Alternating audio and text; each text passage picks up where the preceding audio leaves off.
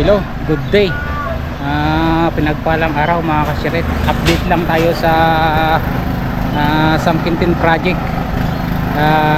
Pakita ko sa inyo yung mga natapos sa loob ng I think is 3 weeks. Okay, let's go. Bali, nagbubuhos na kami dito sa pinaka tiris niya mga kasiret. Elevated yan ng 3 hollow block. Tapos magkakaroon pa kami ng step down. Wala mga kasiret. Hello mga guys, yan si Escalawa Altres. Please support ng Dodora mga kasiret. Yan, bali konti na lang yan. Nabuhusan na rin namin yung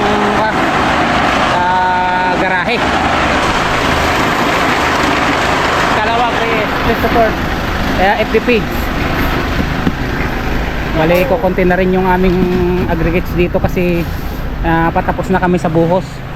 Meron din kami ditong sa likod.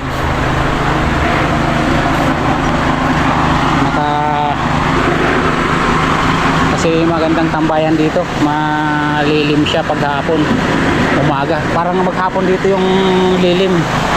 Ito kasi may proposal na gagawing dirty kitchen, kaya as you can say yung trusses namin is bale 2 meters yung bulada niya. Diniretso na namin dito. Okay, check din natin yung mga kwarto. Kaya pakita ko rin sa inyo yung ito na yung room 4. Yan. Tapos na yung palitada na yan. Bali may kanto na rin yung mga bintana. Header na lang yung dito lang sa baba. Nagkakabit na rin kami ng mga steel door jam. Bali 80 yung door jam nyan. Tapos kuha siya dito sa amin. Bali 1.8 yung isang door jam na steel door jam. Bali 80 by 210 yan mga sirit. Lahat na kwarto is pare-parehas yung sukat. Ito, nilagyan na namin ito para matanggal yung pinaka-bracing nito kasi matalim yung pag nagpapakabit kayo mga sirit, dapat lagyan na kagad ng simento para matanggal na to kasi napaka-risky nyan. Ito naman yung dalawa dito, nag-layout si Carman. Hello! Hello mga guys! Yan si Gabriel. Alis tayo yan, may tugtog. Ito yung master bedroom mga siret. Bali inaabangan na rin ng mga electrical to. Sa electrical naman, ang laban na naman dito is per outlet sila. Bali dito sa Pangasinan is nasa 400 per outlet. Yan. Doon naman tayo ngayon sa ito na yung ating CR, master CR, then common CR. Ongoing yung pag yan guys. Ito naman yung update dito sa ating steel trusses. Yan, na-vlog ko na to at bibigyan ko rin kayo ng ideya kung magkano inabot nito mga kasiret. Yan, bali nakaubos kami dito ng 80 pieces na zipper lane. Bali gumamit kami dito ng 2x3. Tapos ang kapal nito is 1.5 mga kasiret. Napakapakal. Tapos gumamit din kami ng 2x6 na tubular. Yung 1.5 ang kapal niyan mga siret. Tapos itong mga pinakatukod niyan mga siret is pupurmahan pa namin yan. Tapos bubuhusan. Bali dito na lang. Tapos hanggang dito para talagang napakatibay. Yan. Tapos walong ang ginamit namin dito na pasya-board is walang 2x8 lang siya mga kasirit.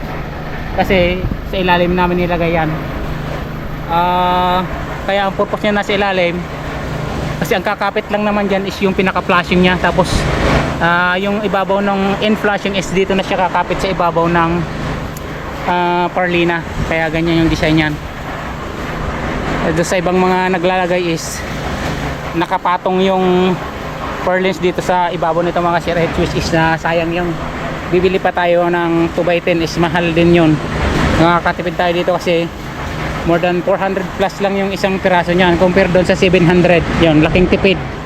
Bigyan ko lang kayo ng tips doon sa mga magpapagawa, sa mga subscriber natin. Tapos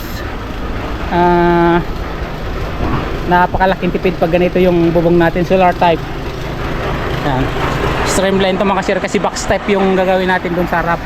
Bali magkakaroon kasi dito, tingnan natin doon. Yan.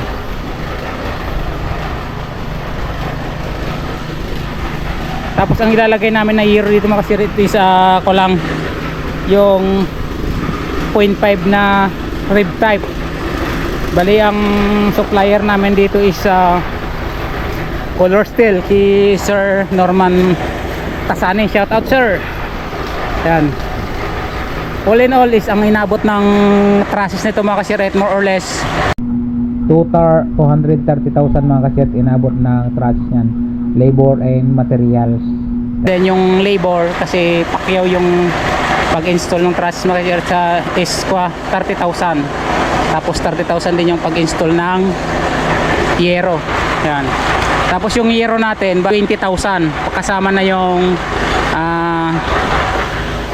blind rivets, tech screw, silicone, wall flashing, end flashing, gutter, spandrel, insulation, at saka yung yero mga kasiret na more than 13 meters to mga kasiret. 13 meters. Bali 120 yung bigay sa atin Sir Norman Tasani. Share, shout out. Ayan. Ito yung sinasabi ko kanina kasi at magkakaroon ito dito ng firewall, ng parapet wall dito, tapos liliko doon, tapos diretso na naman doon, tapos dito sa harap maasintadahan yung mga shirit. Yan, katulad nung nasa plano. Yan, ganyan yung magiging finish niyan, yung concrete gutter natin. Bali ang gagawin na lang dito is i-repaint yung mga nag-weldingan, i-retouch yan mga shirit, i-retouch yan. Tapos doon asintadahan pa yan dyan hanggang sa baba lang ng parlina yung asintada nya. Tapos repaint. Tapos yung fascia board doon hindi pa nilagay kasi nag-absent yung welder. Yan, lasing ata kagabi. Shout out. Okay. Yan, bali ito na yung development ng natin. Dali lang siya ginawa. Wala pang 2 linggo tapos na. Palaging absent pa. Bali 2 lang tao yung gumawa nito. Napakadali gawin pag ganitong klaseng bubong. At the same time napakatipid pa.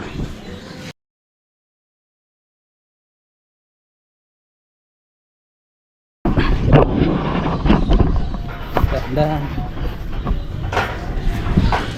Hirap.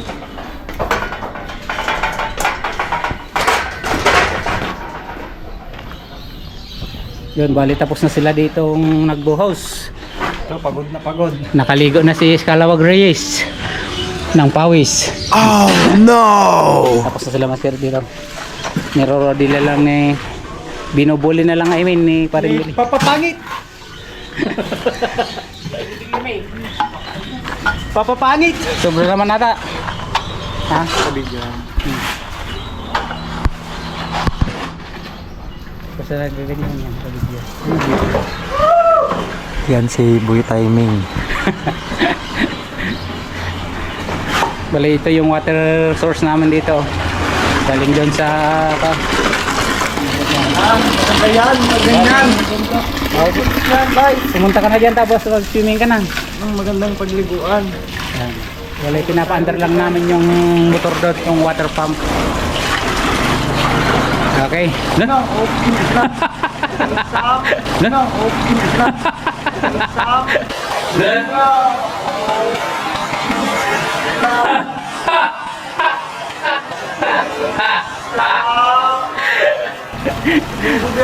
Sabay na huli kam. Yan.